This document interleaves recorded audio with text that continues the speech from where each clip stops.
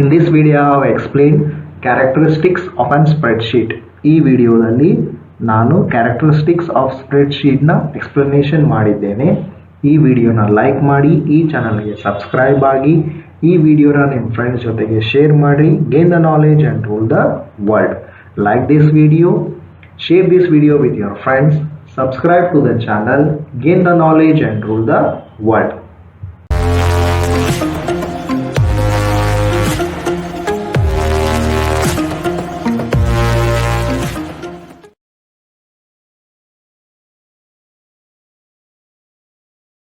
Spreadsheet software is one of the most popular application packages.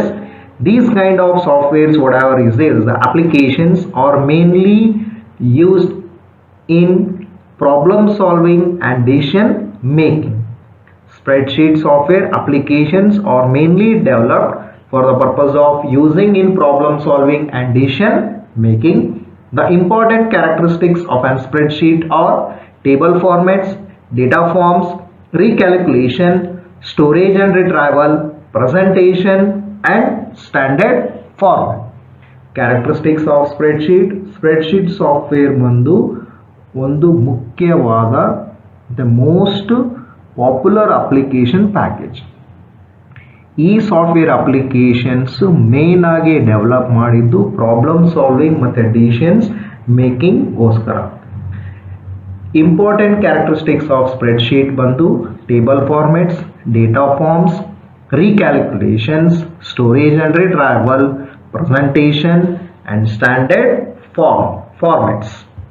Table format. What is a table? A table is the tabular representation of grouped information in the form of rows and columns. And spreadsheet will be having a table format. That is, a table is made up of rows and columns, as we can see in this particular figure. The intersection of rows and columns is called as a cell. When you click on cell, that cell will be highlighted with a dark black color edges. The address of a cell will be identified by the combination of row and column that intersect to form a cell.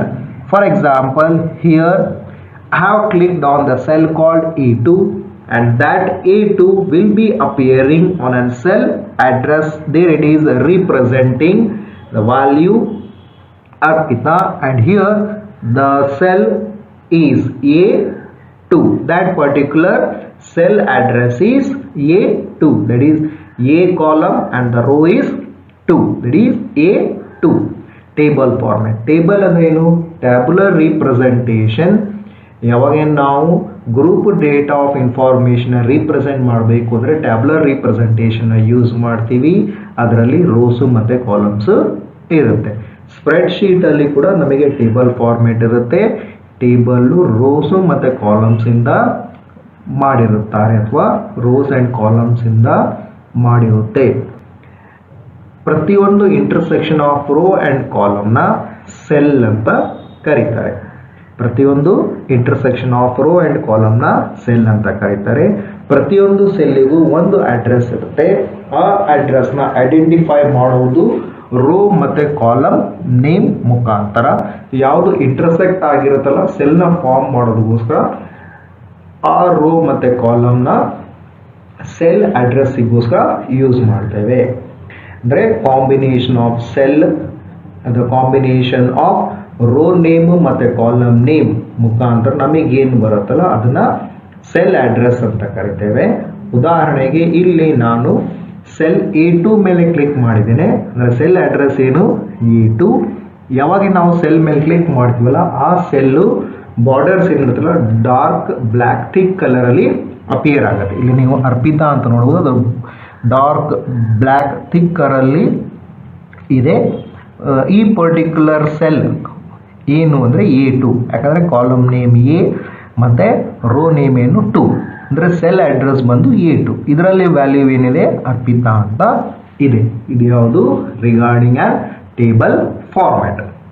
Next is data formats. There are three kinds of data which we can enter in a spreadsheet, and those are Labels, it is also called as a titles, numbers and calculated entries. Data forms, ಮೂರು ವಿಧವಾದ ಡೇಟಾಸ್ನ ನಾವು spread ಅಲ್ಲಿ enter ಮಾಡಬಹುದು. ಇವು ಯಾವ್ಯಾವು ಅಂದ್ರೆ labels, ಇದನ್ನ title ಅಂತಾನೂ ಕರೀತಾರೆ, ನಂಬರ್ಸ್ ಮತ್ತೆ calculated entries. Among the data forms, the first one is a labels. Label is nothing but a name or a description of a particular thing or a place which we are going to write in a spreadsheet. For example, a student data can have the labels as name, roll number, subject names such as English, Maths, Social Studies, Science, and total, percentage, etc. Here in this particular diagram we can see the labels as name, roll number, sub 1, sub 2, sub 3, sub 4, sub 5, sub 6, total, percentage. These are the labels. Label is a name or a description of a particular thing or a particular place or a particular name. Data forms ಅಲ್ಲಿ first one ಬಂದು label. ಈ label ಅನ್ನೋದು ಒಂದು ಹೆಸರು ಅಥವಾ description of particular thing or place or the name. ಉದಾಹರಣೆಗೆ student ಡೇಟಾನ ನಾವು ಬರಿಬೇಕಾದಾಗೆ ಲೇಬಲ್ಸ್ನ ಯೂಸ್ ಮಾಡ್ತೀವಿ. ಯಾವೆಲ್ಲ ಲೇಬಲ್ಸ್ನ ಯೂಸ್ ಮಾಡ್ಬೋದು? Name, roll number, register number, subject names, ಉದಾಹರಣೆಗೆ English, maths, Kannada, Hindi, social studies, science, total ಮತ್ತು ಪರ್ಸೆಂಟೇಜ್. ಈ ರೀತಿ ಎಷ್ಟಾದರೂ ಲೇಬಲ್ಸ್ನ ನಾವು ಯೂಸ್ ಮಾಡ್ಬೋದು. ಉದಾಹರಣೆಗೆ ಈ ಡಯಾಗ್ರಾಮಲ್ಲಿ ನೀವು ನೋಡ್ಬೋದು, ನಾನು ಯೂಸ್ ಮಾಡಿರುವಂಥ labels name, roll number, sub 1, sub 2, sub 3, sub 4, sub 5, total ಮತ್ತೆ ಪರ್ಸೆಂಟೇಜ್. ಲೇಬಲ್ ಅಂದ್ರೆ ಏನು? ಒಂದು ನೇಮ್. ಇದು ಏನು ಡಿಸ್ಕ್ರೈಬ್ ಮಾಡುತ್ತೆ? ಒಂದು ಪರ್ಟಿಕ್ಯುಲರ್ ಥಿಂಗ್, ಪ್ಲೇಸ್ ಅಥವಾ ನೇಮ್ ಬಗ್ಗೆ ಡಿಸ್ಕ್ರಿಪ್ಷನ್ನ ಕೊಡುತ್ತೆ. ಇದನ್ನ ಟೈಟಲ್ಸ್ ಅಂತಾನೂ ಕರೀತಾರೆ. The labels are also called as a titles, which is nothing but a name which will be giving the description regarding particular thing, name or a place. Among the data forms, the second one is the numbers. Numbers are nothing but the data which we are going to enter in the cells of a spreadsheet and which will be entered directly. For example, here in this particular figure you can see the entries which are entered in the cells. For example, roll number I have given 1, 4, 9, 8, 3, 2, 6, and for names I have given Arpita, Hussein, Karthik, Ruxana, Salim, Sana and Sarita. These are what? The values which we can provide directly into the cells. Those are called as an numbers. It can be alphabets, it can be a digits, that is it can be a numbers as well as it can be an alphabets. Even we can also provide a special symbols also. Data forms ಅಲ್ಲಿ second one ಬಂದು numbers. Numbers ಅಂದ್ರೆ ಏನು? ನಾವು cell ಅಲ್ಲಿ direct ಆಗಿ enter ಮಾಡುವಂತ ಡೇಟಾನ numbers ಅಂತ ಕರಿತೇವೆ. ಸೆಲ್ ಅಂದ್ರೆ ಯಾವುದು? ಸ್ಪ್ರೆಡ್ ಶೀಟ್ ಅಲ್ಲಿ ಇರುವಂತಹ ಸೆಲ್ ಅಲ್ಲಿ ಡೈರೆಕ್ಟ್ ಆಗಿ ನಾವು ಏನು ಡೇಟಾನ ಎಂಟರ್ ಮಾಡ್ತೀವಲ್ಲ ಅದನ್ನ ನಂಬರ್ಸ್ ಅಂತ ಕರೀತಾರೆ.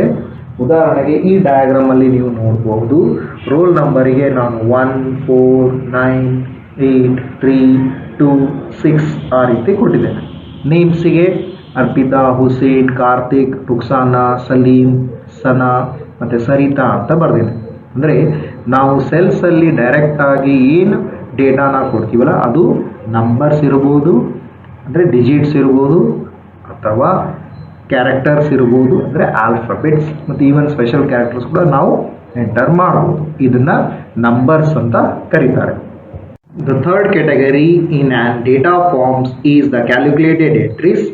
The calculated entries are received by using a formula. Calculated entries are obtained by using the existing entries.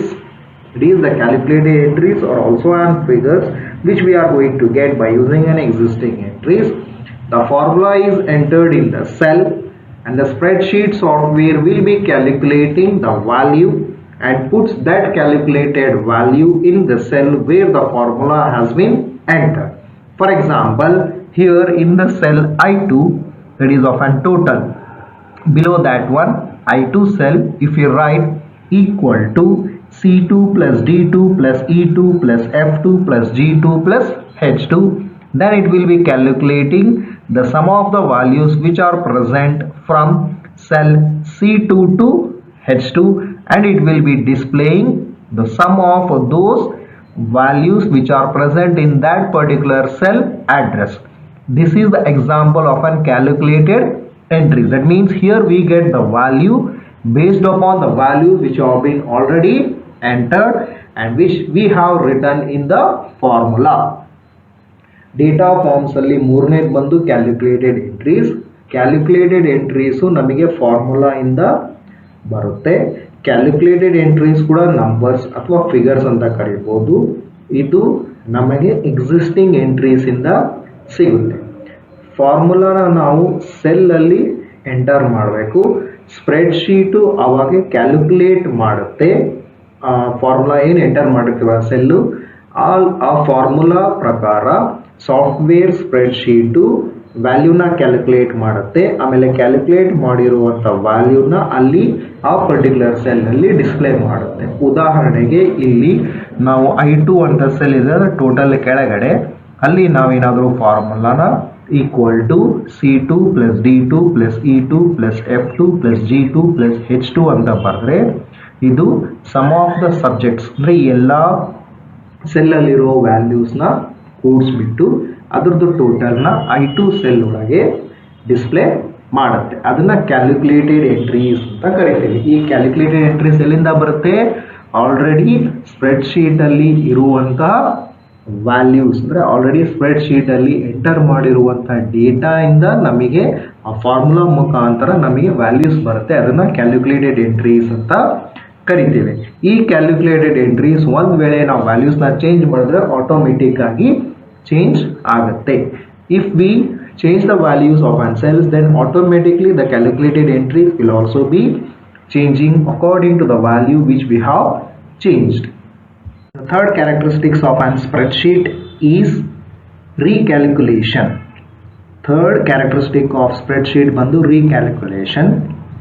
After entering the table, number and formulas, the spreadsheet software automatically calculates the result. If any numbers are revised or changed, then again it can be recalculated and the spreadsheet software itself will be performing the recalculation based upon the numbers which have been changed. The data has been changed. If any one cell, the corresponding formula will be recalculated to show a new result. It is the third characteristic, that is the recalculation. Once ನಾವು tables ಅಲ್ಲಿ numbers ಮತ್ತೆ formulas ನ enter ಮಾಡಿದ್ಮೇಲೆ spread sheet software automatic ಆಗಿ result ನ calculate ಮಾಡಿ result ನ display ಮಾಡುತ್ತೆ. ಒಂದ್ ವೇಳೆ ನಾವು ಯಾವ್ದಾದ್ರೂ ನಂಬರ್ಸ್ ನ ರಿವೈಸ್ ಅಥವಾ ಚೇಂಜ್ ಮಾಡಿದ್ರೆ ಮತ್ತೆ ಅದು ರೀಕ್ಯಾಲ್ಕುಲೇಟ್ ಮಾಡುತ್ತೆ. ಯಾವುದಾದ್ರೂ ಒಂದು ಸೆಲ್ಲಲ್ಲಿ ನಾವು ವ್ಯಾಲ್ಯೂ ಚೇಂಜ್ ಮಾಡಿದ್ರೆ ಅದ್ರ ಪ್ರಕಾರ ಆ ಸೆಲ್ಲಿಗೆ ಸಂಬಂಧಪಟ್ಟಂಗೆ ಯಾವುದಾದ್ರೂ ಫಾರ್ಮುಲಾದಲ್ಲಿ ಆ ಸೆಲ್ನ ಯೂಸ್ ಮಾಡಿದ್ರೆ ಅದ್ರ ಪ್ರಕಾರ ಮತ್ತೆ ರೀಕ್ಯಾಲ್ಕುಲೇಟ್ ಮಾಡಿ ನ್ಯೂ ರಿಸಲ್ಟ್ನ ಕೊಡುತ್ತೆ. ಇದು ಯಾವುದು? ರೀಕ್ಯಾಲ್ಕುಲೇಷನ್. ನಾವು ವ್ಯಾಲ್ಯೂಸ್ನ ಚೇಂಜ್ ಮಾಡಿದ್ರೆ ಅದ್ರ ಪ್ರಕಾರ ಮತ್ತೆ ವ್ಯಾಲ್ಯೂಸು ಫಾರ್ಮುಲಾ ಯೂಸ್ ಮಾಡಿರ್ತೀರ ಅದ್ರ ಪ್ರಕಾರ ಆ ಫಾರ್ಮುಲಾದಲ್ಲಿ ಆ ಸೆಲ್ನ ಯೂಸ್ ಮಾಡಿದರೆ ಅದ್ರ ಪ್ರಕಾರ ಮತ್ತೆ ರೀಕ್ಯಾಲ್ಕುಲೇಟ್ ಆಗಿ ನಮಗೆ ರಿಸಲ್ಟ್ ಡಿಸ್ಪ್ಲೇ ಆಗುತ್ತೆ. ಫಾರ್ ಎಕ್ಸಾಂಪಲ್ ಇಲ್ಲಿ ರೋಲ್ ನಂಬರ್ 9 ಅಂತ ಇದೆಯಲ್ಲ, ರೋಲ್ ನಂಬರ್ 9ನಲ್ಲಿ ಕಾರ್ತಿಕ್ ಅನ್ನೋದಿದೆ. ಇಫ್ ಇನ್ ಕೇಸ್ ಇಲ್ಲಿ ಫಸ್ಟಿಗೆ ಟೋಟಲ್ ಎಷ್ಟಿದೆ ನಿಮಗೆ? Roll number 9 right, it is the Karthik. Total ಎಷ್ಟಿದೆ? 440 ಅಂತ ಇದೆ. ಇಫ್ ಇನ್ ಕೇಸ್ ಇಲ್ಲಿ 67 ಅಂತಿದೆಯಲ್ಲ ಸಬ್ಜೆಕ್ಟ್ 6ಗೆ, ನಾನು ಅದನ್ನು 97 ಅಂತ ಮಾಡಿದರೆ ಆಟೋಮೆಟಿಕ್ಲಿ ಇಲ್ಲಿ 440 ಇರುತ್ತಲ್ಲ ಅದು 470 ಆಗುತ್ತೆ. ಅದು ಯಾವುದು? Because of recalculation. For example, consider here for roll number 9, that is with respect to an student Karthik. Here the total is 440. If in case I change the subject of 6, which is 67, if I change it to 97, then automatically the total will be displayed as 470 because I have used a formula here. So this is because of the recalculation which will be done automatically if a value has been changed by the spreadsheet itself. Automatic agi recalculation ಆಗುತ್ತೆ. ಈ recalculation ಮಾಡೋದು spreadsheet software automatic ಆಗಿ ಮಾಡುತ್ತೆ. Fourth characteristic is storage and retrieval. The spreadsheet software has the ability to store and retrieve the data as many times as required. We can store the data in a hard disk or in a floppy disk or even in a CD pen drive. That is any one of the storage devices we can store the data. 2 or 3 values can be retrieved every time whenever we require. And this is the most important feature of a spreadsheet software. That is, it provides storage as well as the retrieval. Storage and retrieval idu ನಾಲ್ಕನೇ characteristic. Spreadsheet software ಒಂದು ability ಇದೆ. ಆ ability ಏನು ಅಂದರೆ ಡೇಟಾನ store ಮಾಡ್ಬೋದು ಮತ್ತು retrieve ಮಾಡ್ಬೋದು. ನಮಗೆ ಎಷ್ಟು ಸತಿ ಬೇಕು ಅಷ್ಟು ಸತಿ ಡೇಟಾನ ನಾವು ಸ್ಟೋರ್ ಮಾಡ್ಬೋದು ಹಾರ್ಡ್ ಡಿಸ್ಕಲ್ಲಿ ಅಥವಾ ಫ್ಲಾಪಿ ಡಿಸ್ಕಲ್ಲಿ, ಪೆನ್ ಡ್ರೈವಲ್ಲಿ, ಸಿ ಡಿಯಲ್ಲಿ, ಯಾವುದಾದ್ರೂ ಸ್ಟೋರೇಜ್ ಡಿವೈಸಸಲ್ಲಿ ನಾವು ಸ್ಪ್ರೆಡ್ಶೀಟಲ್ಲಿ ಎಂಟರ್ ಮಾಡಿರುವ ಡೇಟಾನ ಸ್ಟೋರ್ ಮಾಡ್ಬೋದು. ಆಮೇಲೆ ನಮಗೆ ಯಾವಾಗ ಬೇಕು ಆವಾಗ 2 ಅಥವಾ 3 ವ್ಯಾಲ್ಯೂಸ್ನ ನಾವು ರಿಟ್ರೈವ್ ಮಾಡ್ಕೊಬೋದು. ಇದು ಒಂದು ಬಹಳಷ್ಟು ಮುಖ್ಯವಾದ ಫೀಚರ್ ಸ್ಪ್ರೆಡ್ಶೀಟ್ ಸಾಫ್ಟ್ವೇರ್ ಅಲ್ಲಿ. Next characteristic is presentation. Most of the spreadsheet software packages have the capacity to convert figures into graphs as well as the charts. Figures in the sense it will be the numerical representation of a data or the alphabetical representation of a data, or it can be a combination of alphabets as well as the numerical representation of a data. So it is a difficult when we see the numerical representation of a data. It takes more time for the purpose of understanding as well as comparing the result. Instead of that, if we have those numerical data or a data in terms of figures, whatever is there, if we convert them into an graphs or into an charts, then it will be very easier for the purpose of understanding, and the comparison of an results will also be very easier. Thus, communicating the results have become more effective through the graphical representation. So graph or a charts is nothing but the graphical representation of a data which is present in the spreadsheet. Using that graphical representation, it will be easier for understanding as well as the comparison of the values. Presentation is the next characteristic. ಇವತ್ತು ಬಹಳಷ್ಟು spreadsheet packages capacity ಏನಿದೆ ಅಂದರೆ ಫಿಗರ್ಸಲ್ಲಿ ಇರೋದನ್ನ ಗ್ರಾಫ್ಸು ಮತ್ತು ಚಾರ್ಟ್ಸಲ್ಲಿ convert ಮಾಡೋ capacity ಇರುತ್ತೆ. ಈ ಗ್ರಾಫ್ಸು ಮತ್ತು ಚಾರ್ಟ್ಸಲ್ಲಿ ಇರೋದನ್ನ ಈಸಿಯಾಗಿ ನಾವು ಅರ್ಥ ಮಾಡ್ಕೊಬೋದು. ಆಮೇಲೆ ಕಂಪ್ಯಾರಿಸನ್ ಮಾಡೋದಕ್ಕೋಸ್ಕರ ಈಸಿ ಇರುತ್ತೆ. ಅಂದರೆ ರಿಸಲ್ಟ್ನ ನಾವು ಒಂದಕ್ಕೆ ಇನ್ನೊಂದಕ್ಕೆ ಈಸಿಯಾಗಿ ಕಂಪೇರ್ ಮಾಡ್ಬೋದು, ಅಂದರೆ ಹೋಲಿಕೆ ಮಾಡಿ ತಿಳ್ಕೊಬೋದು. ಒಂದು ವೇಳೆ ಅದು ನಂಬರ್ಸ್ ಅಥವಾ ಆಲ್ಫಾಬೆಟ್ಸ್ ಇದ್ದರೆ ಅಂದರೆ ಅದನ್ನು ನಾವು ಡೇಟಾ ಅಂತ ಕರೀತೀವಿ, ಅದನ್ನು ಫಿಗರ್ಸ್. ಸೊ ಆ ರೀತಿ ಇದ್ದಾಗೆ ಅದನ್ನ ಅರ್ಥ ಮಾಡ್ಕೊಳೋದು ಮತ್ತು ಪರಸ್ಪರ ಹೋಲಿಕೆ ಮಾಡಿ ತಿಳ್ಕೊಳೋದು ಬಹಳಷ್ಟು ಟೈಮ್ ಬೇಕಾಗುತ್ತೆ.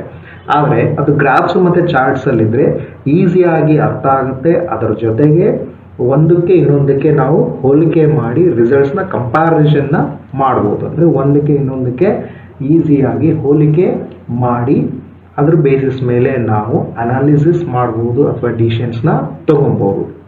ಅದಕ್ಕೋಸ್ಕರ ರಿಸಲ್ಟ್ಸ್ ಏನು ಬರುತ್ತಲ್ಲ, ಈ ರಿಸಲ್ಟ್ಸು ಗ್ರಾಫಿಕಲ್ ರಿಪ್ರೆಸೆಂಟೇಷನ್ ಒಳಗಿದ್ರೆ ಬಹಳ ಎಫೆಕ್ಟಿವ್ ಇರುತ್ತೆ ಕಮ್ಯುನಿಕೇಷನ್ ಮಾಡೋದಕ್ಕೋಸ್ಕರ. ಇದನ್ನು ಪ್ರೊವೈಡ್ ಮಾಡೋದು ಯಾವುದು? ಸ್ಪ್ರೆಡ್ಶೀಟ್ ಥ್ರೂ ಗ್ರಾಫ್ಸ್ ಮತ್ತು ಚಾರ್ಟ್ಸ್. ಗ್ರಾಫ್ಸ್ ಮತ್ತು ಚಾರ್ಟ್ಸ್ ಅಂದ್ರೆ ಏನು? Graphical representation of an data. ಅಂದರೆ ಡೇಟಾ ನಂಬರ್ಸ್ ಆಫ್ ಆಲ್ಫಾಬೆಟ್ಸ್ ಅಲ್ಲಿ ಇರುತ್ತಲ್ಲ, ಅದನ್ನು ಗ್ರಾಫ್ಸು ಅಥವಾ ಚಾರ್ಟ್ಸಲ್ಲಿ ರಿಪ್ರೆಸೆಂಟ್ ಮಾಡ್ತೀವಿ. ಅದ್ರ ಮೂಲಕ ನಮಗೆ ಈಸಿಯಾಗಿ ಅರ್ಥ ಆಗುತ್ತೆ. ಅದರ ಜೊತೆಗೆ ನಾವು ಏನಾದರೂ ಪರಸ್ಪರವಾಗಿ ಒಂದಕ್ಕೆ ಇನ್ನೊಂದಕ್ಕೆ ಹೋಲಿಕೆ ಮಾಡಬೇಕು ಅಥವಾ ಒಂದನ್ನು ಬೇರೆಷ್ಟು ವ್ಯಾಲ್ಯೂಸ್ ಜೊತೆಗೆ ಹೋಲಿಕೆ ಮಾಡಬೇಕು ಅಥವಾ ಅದ್ರ ವ್ಯತ್ಯಾಸವನ್ನು ಕಂಡುಹಿಡಿಯಬೇಕು ಅಂದಾಗೆ ಈಸಿಯಾಗಿ ನಮಗೆ ವ್ಯತ್ಯಾಸವನ್ನು ಕಂಡುಹಿಡಿಯೋದಕ್ಕೋಸ್ಕರ ಆಗುತ್ತೆ, ಅಂದರೆ ಕಂಪ್ಯಾರಿಸನ್ ಮಾಡೋದಕ್ಕೋಸ್ಕರ ಆಗುತ್ತೆ. Last characteristic is standard formats. Here the data whichever is downloaded from another computers and those data source are used as a standard format. That means whatever the data we write and whatever the data we download from another computers, the data will be different, but whatever the format is there, that format will be a same. That means it supports a standard format. The data stored is downloaded into a spreadsheet that can be analyzed, manipulated and used for the presentation purpose also. Even we can perform the more things with a downloaded data of a spreadsheet, because the data which is present in a spreadsheet will be of a standard format. Last characteristic of spreadsheet ಬಂದು standard formats. ಇಲ್ಲಿ ನಾವು download ಮಾಡಿರುವಂಥ data ಬೇರೆ ಕಂಪ್ಯೂಟರ್ಸಿಂದ ಮತ್ತು ಬೇರೆ data sources ಏನಿರುತ್ತಲ್ಲ ಅವೆಲ್ಲವೂ standard formats ಇರುತ್ತೆ. ಈ ಸ್ಟ್ಯಾಂಡರ್ಡ್ ಫಾರ್ಮ್ಯಾಟ್ಸ್ ಇರೋದ್ರಿಂದ ಡೇಟಾ ಏನು ಸ್ಟೋರ್ಡ್ ಇರುತ್ತಲ್ಲ ಅದನ್ನು ನಾವು ಡೌನ್ಲೋಡ್ ಮಾಡ್ಕೊಂಡಿರ್ತೀವಲ್ಲ ಸ್ಪ್ರೆಡ್ಶೀಟಲ್ಲಿ, ಅದ್ರ ಮೂಲಕ ನಾವು ಅನಲೈಸ್ ಮಾಡ್ಬೋದು, ಮ್ಯಾನಿಪುಲೇಟ್ ಮಾಡ್ಬೋದು ಮತ್ತು ಪ್ರೆಸೆಂಟೇಷನ್ ಪರ್ಪೋಸಿಗೋಸ್ಕರ ಯೂಸ್ ಮಾಡ್ಬೋದು ಮತ್ತು ಬೇರೆ ಎಲ್ಲ ಫಂಕ್ಷನಾಲಿಟೀಸ್ಗೋಸ್ಕರ ಆ ಡೌನ್ಲೋಡೆಡ್ ಡೇಟಾನ ನಾವು ಸ್ಪ್ರೆಡ್ಶೀಟಲ್ಲಿ ಯೂಸ್ ಮಾಡ್ಬೋದು. ಅಂದರೆ ಡೇಟಾ ನಾವು ಬರೆಯೋದು ಅಥವಾ ಡೌನ್ಲೋಡೆಡ್ ಮಾಡಿದ್ದೇನಿರುತ್ತಲ್ಲ ಅವೆಲ್ಲವೂ ಸ್ಟ್ಯಾಂಡರ್ಡ್ ಫಾರ್ಮ್ಯಾಟ್ಸಲ್ಲಿರುತ್ತೆ. ಅಂದರೆ ಪ್ರತಿಯೊಂದು ಡೇಟಾ ಬೇರೆ ಸಿಸ್ಟಮ್, ಒಂದು ಸಿಸ್ಟಮಿಂದ ಇನ್ನೊಂದು ಸಿಸ್ಟಮಿಂದ ತಗೊಂಡಿರೋದು ಅಥವಾ ನಮ್ಮ ಸಿಸ್ಟಮಲ್ಲಿರೋದು ಎಲ್ಲವುದು ಸ್ಟ್ಯಾಂಡರ್ಡ್ ಫಾರ್ಮ್ಯಾಟ್ಸಲ್ಲಿರುತ್ತೆ. ಇದು ಒಂದು last characteristic of on spread sheet. Like the video, subscribe to the channel, gain the knowledge, rule the world, share this video with your friends.